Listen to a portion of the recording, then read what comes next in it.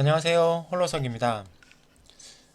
오늘은 코스피와 코스닥에 상장된 기업들 중에서 상장 폐지되는 기업들을 어떻게 피하는지, 피하는 방법에 대해서 말씀드리고자 합니다. 코스피와 코스닥 종목수는 여기 시가총액 상위 화면을 보시면 ETF, ETN, 스펙 이 세 가지를 제외한 후에 조회를 누르시면 이렇게 종목이 검색이 되는데요. 여기 뒤에 맨 뒤에 특별한 목적으로 만들어진 스펙주를 제외하고 2600개 정도의 종목이 검색이 됩니다. 이런 2600개 중에서 2023년 4분기가 끝나지 않았기 때문에 정확하게 상장 폐지 기업 수가 산출이 되지 않았는데요. 지금 작년 11월 기준으로 봤을 때 작년 11월에 나온 기사를 보면요. 2017년부터 2022년까지 총 75개의 기업이 상장 폐지됐는데 평균적으로 봤을 때 10개에서 20개 정도의 상장 폐지 기업이 꾸준히 나오고 있습니다. 10개에서 20개라고 하면 아까 제가 보여드렸던 이 화면에서 2600개 정도 중에서 10개에서 20개면 굉장히 적은 숫자잖아요. 어떻게 보면 1% 이하라고 할 수 있습니다. 그런데 재수가 없으면 1% 이하에 해당이 될 수도 있잖아요. 그렇기 때문에 우리는 이 1%에 해당되지 않기 위해서 최소한 확인해야 되는 그런 부분에 대해서 오늘 한번 말씀드리고자 합니다. 일반적으로 이렇게 상장 폐지가 되려면 회사가 그만큼 재정 상황이 악화가 돼야 되잖아요. 어떻게 하면 상장 폐지가 되는지, 그리고 어떻게 하면 상장 폐지가 되지 않는 종목을 고를 수 있는지를 한번 알아보겠습니다. 먼저 인터넷에서 한국거래소 치시면요, 코스피와 코스닥 관련 홈페이지가 나옵니다. 네, 이렇게 나오는데요. 코스피 홈페이지 들어가셔서 검색창에다가 상장 폐지를 치시면 이렇게 유가증권시장 관리 종목 지정 및 상장 폐지 기준 이렇게 뜨고요. 그 다음 코스닥 시장 관리 종목 지정 사유 및 퇴출 요건 이렇게 해서 코스닥 관련된 상장 폐지 요건들이 뜹니다. 이 두 가지가 시총 기준으로 해서 나눠져 있고 상장 폐지 요건도 조금씩 다른데요. 어떤 내용들이 있는지 한번 보겠습니다.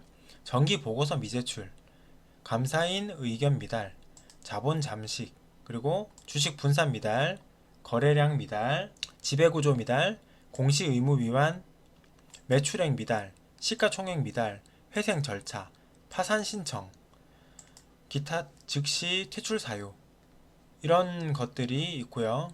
코스닥 보시면 매출액 기준, 법인세 비용 차감 전, 계속사업 손실, 자본 잠식, 자기자본 미달, 감사 의견, 시가총액, 정기보고서 미제출, 거래량, 지분 분산, 불성실 공시, 지배구조, 회생 절차, 파산 신청, 재무관리 위반, 기타 상장 폐지 사유 이렇게 거의 비슷하죠.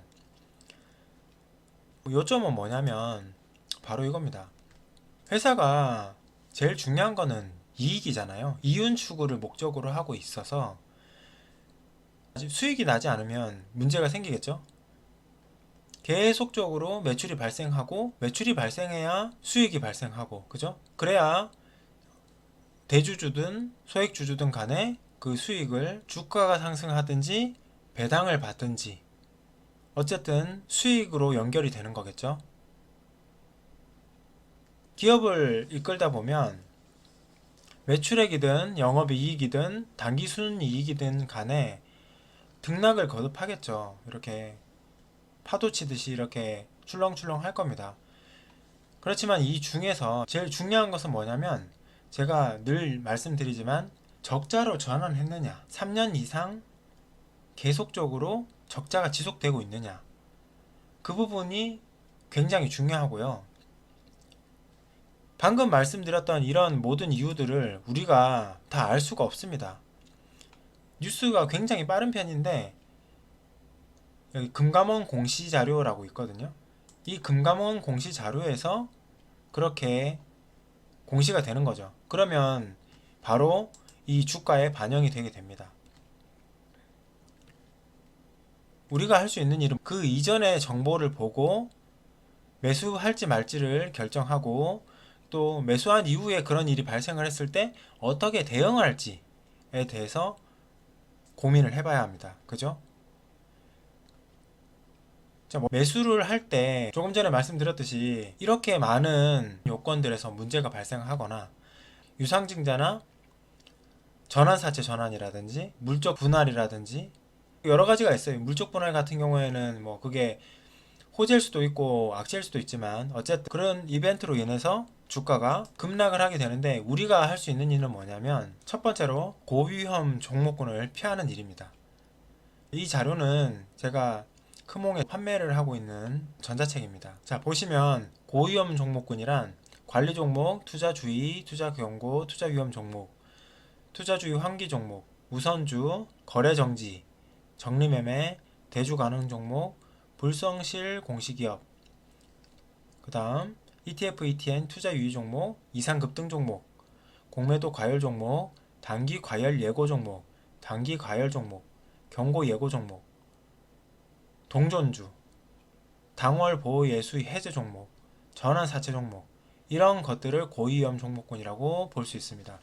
이렇게 발표가 되면요, 주가는 상승보다 하락할 가능성이 더 높아질 수밖에 없습니다. 근데 이런 것들을 다 어떻게 찾아보고 회피를 하느냐, 걸러내느냐, 하기가 힘듭니다. 그래서 최소한 증권사 프로그램에서 이렇게 종목 앞에 이런 표시를 피할 수 있어야 되고요. 그 다음, 이런 고점에서 매수하는 행위를 피해야 합니다. 고점에서는 한번 생각을 한번 해보세요. 이렇게 저점에 있다가, 예를 들어서 지금 대한해운이라는 종목인데 3,200원 가던 종목이 갑자기 7만원이 되면 대주주 입장에서 팔고 싶지 않을까요? 한번 생각을 해보시기 바랍니다. 본인이 대주주인데 갑자기 자기 주식이 몇 배, 몇십 배가 올랐어요. 그러면 주식 처분을 좀 하고 싶죠. 그리고 나중에 하락했을 때 또 다시 살 생각을 하지 않을까요? 그렇게 대주주의 책임 문제가 요즘 이슈가 되고 있는데, 사람의 본성은 다 똑같습니다. 그래서 뭐 대기업도 고점에서 매도하는 바람에 악재가 됐고, 심리적으로 매도 심리가 강해지면서 차트가 깨지는 그런 일도 발생을 했었거든요. 제가 어떤 기업이라고 언급은 드리지 않겠습니다. 그런 기업들이 생각보다 많이 발생을 하고 있고요. 그렇기 때문에 이렇게 고점에서 매수하는 일은 없으셔야 됩니다. 이렇게 대주주의 지분 매도뿐만이 아니라 전환사채 전환이라든지 아니면 유상증자라든지 여러 가지 이슈가 터질 수 있거든요. 그렇기 때문에 여러 문제가 발생할 수 있기 때문에 고점에서 매수는 절대로 안 됩니다. 하시는 게 아니에요. 그리고 그 다음은 이렇게 기본적인 재무 상황을 확인하는 겁니다. 제가 아까 말씀드렸듯이 적자로 전환이 된다든가, 특히 제가 눈여겨보는 부분은 단기 순이익 부분이거든요. 그리고 지배주주 순이익 부분입니다. 단기 순이익 부분은 실제로 회사가 손실을 입기 시작을 하면 언제 다시 그 손실을 회복할지에 대해서 의문은 품을 수밖에 없습니다. 그래서 이 단기 순이익 부분을 보고 있고요. 단기 순이익이 적자 전환된다든지 아니면 3년 내내 적자가 지속되고 있다고 하면 그 기업은 자본이 점점 줄어드는 자본 잠식 효과가 나타날 수도 있습니다. 그리고 다른 지표에도 영향을 미치게 되는 거죠. 그리고 EPS라는 지표가 있는데, 이 지표는 여기 물음표에 갖다 대시면 수정 평균 주식 수분의 지배주주 순이익이라고 되어 있거든요. 이 수치가 마이너스가 된다는 사실은 굉장히 치명적일 수밖에 없습니다. 실제로 상장 폐지된 종목들을 제가 검색을 해서 보면 EPS가 마이너스인 경우가 굉장히 많습니다. 다른 부분도 적자거나 적자 지속된 그런 경우도 많지만, 이 윗부분이 적자가 아니더라도 EPS가 마이너스인 경우가 많다라는 거죠. 그래서 항상 종목을 보실 때 어떤 종목을 매수를 하시더라도 리스크가 얼만큼 되는지를 따져 보셔야 되고, 리스크를 줄이기 위해서는 가장 먼저 아까 전에 말씀드렸듯이 이 고위험 종목군들을 회피하고 고가 위치에 있는 종목들을 피하고, 그 다음 적자로 전환되거나 3년 동안 적자가 계속 지속되거나 또는 EPS가 마이너스이거나, EPS, BPS는 항상 플러스일수록 좋다고 말씀드렸죠. 수치가 크면 클수록 좋습니다. 그리고 PER, PBR은 수치가 낮을수록 저평가에 해당되기 때문에 참고하시면 좋고요. 수치가 측정이 되지 않는 그런 종목도 피하시는 게 좋습니다. 이렇게 기본적인 것들만 피하더라도 충분히 건강한 종목들을 고르실 수 있습니다. 물론 적자가 전환되거나 3년 동안 계속 적자가 지속되더라도 수익이 분명히 수익 실현할 수 있습니다. 여기서 이렇게 매수를 했더라도 이렇게 매도할 수 있는 시기가 분명히 옵니다. 그죠? 이렇게 수익 실현, 여기 매수하면 이렇게 수익 실현하고, 이렇게 하락하라 하더라도 여기 매수 신호가 뜨잖아요? 그러면 이렇게 수익 실현할 수 있는 기회가 오고요. 여기도 마찬가지. 매수하면 수익 실현, 매수하면 수익. 그죠? 이렇게 매수하면, 이때는 지금 코로나 때잖아요. 이렇게 급락을 하다가 신호가 떴고 분할 매수를 하고 또 분할 매도하고 제 매매 기법으로 충분히 빠져나올 수 있는 상황이고요. 여기도 이렇게 급락을 했잖아요. 액면 분할하면서 주가가 조정되고 급락을 하고 한 이후에도 이렇게 매수 신호가 뜨고 충분히 수익 실현할 수 있는 그런, 이렇게 매수를 했으면 지금 상한가네요. 이렇게 충분히 수익 실현할 수 있는 기회를 줍니다. 주는데 리스크를 겁내는 분들, 리스크를 피하고 싶으신 분들, 그런 분들 경우에는 이렇게 수익을 주더라도 이렇게 상승하고 수익을 준다고 해서 리스크가 사라지는 건 아니잖아요. 지금 대한해운의 경우에는 리스크가 없지만 리스크가 존재하면, 지금 제가 잠깐 찾아봤는데 이 아나페스라는 종목인데요. 이 아나페스라는 종목을 보시면 작년에 적자 전환됐죠. 올해는 어떻게 됐는지, 어떻게 흘러갈지는 분기별로 이렇게 보시면 되고요. 지금 점점 양호해지고 있네요. 이렇게 작년까지만 자료를 봤을 때는 작년에 적자 전환됐기 때문에 좋은 종목이라고 할 수 없죠. 그런 종목, 그런 상황이었고 실적이 조금 개선되면서 이렇게 상승을 하잖아요. 이렇게 적자 전환이 되면 이렇게 급락을 피할 수가 없어요. 적자 전환 됐다는 게 공시가 되거나 뉴스에 뜨면 이 급락을 피할 수가 없습니다. 그래서 이런 종목들을 피하라는 거고요.